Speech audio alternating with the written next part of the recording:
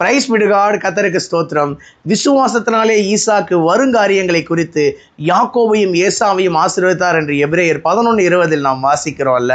தன்னுடைய சொந்த குமாரர்களாக இருந்தாலும் சரி, அவர்களுடைய வருங்காரியங்களை குறித்து அவர் ஆசீர்வதிக்கிறார் என்றால் ஈசாக்கினுடைய ஃபியூச்சர், அவருடைய வருங்காலம் மிகவும் ஆசீர்வதிக்கப்பட்டதா இருக்கும் என்று ஒரு உறுதியான நம்பிக்கையோடு அவர் இருந்திருக்கிறார்ல.